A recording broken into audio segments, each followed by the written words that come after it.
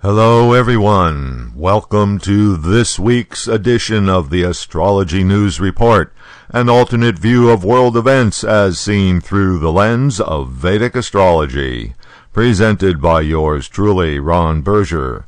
Today is April 19th, 2015. So let's take a look at the week that was, and how the planets' positions in the zodiac matched up with the past week's events. Uranus is the planet of freedom.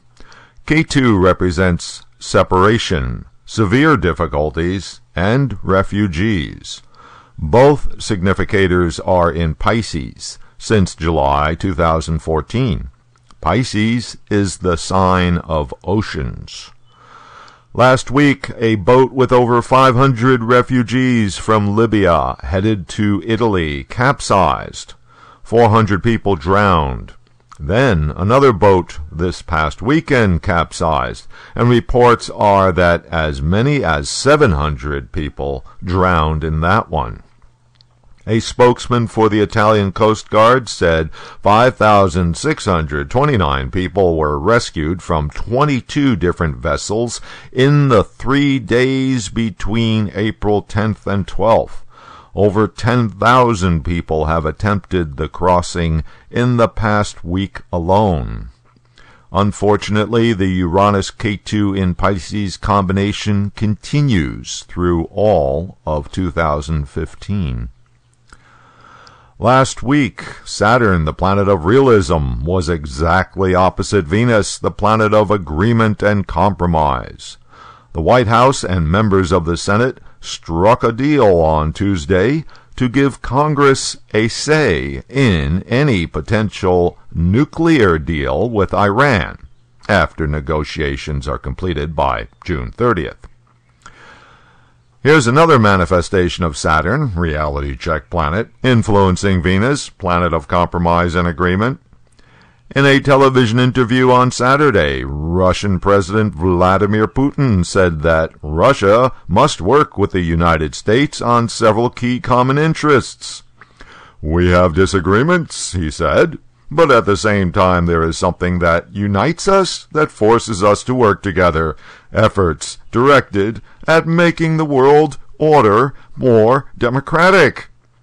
He actually said that. Saturn, the reality check planet, is also the planet of the workers, and it is opposite Venus, the planet of money and value.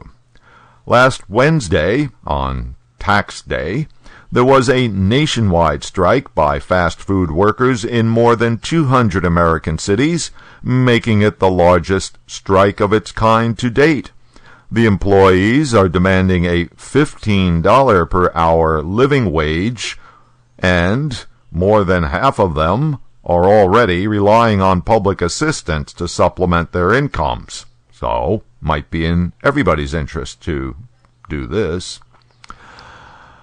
Coming swiftly on the heels of Hillary Clinton's official announcement last Sunday was Marco Rubio's Monday announcement.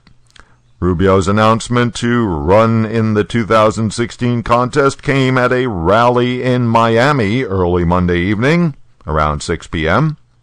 Here's the chart, which we take to be the birth chart of his campaign.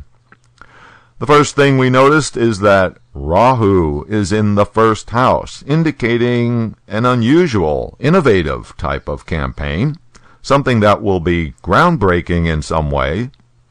Also, note that the 8th house is very strong, with Mars in its own sign. The 8th house relates to vitality and longevity. A good indication that this campaign will be energetic and won't be going down to defeat early.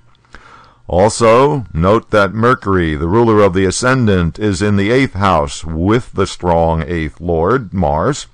Since the 8th house is the house of unearned wealth, in other words, donations, we know that Mr. Rubio won't lack in that department.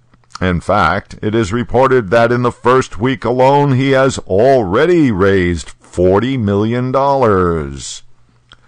But despite the chart being strong in many respects, there is a fly in the ointment.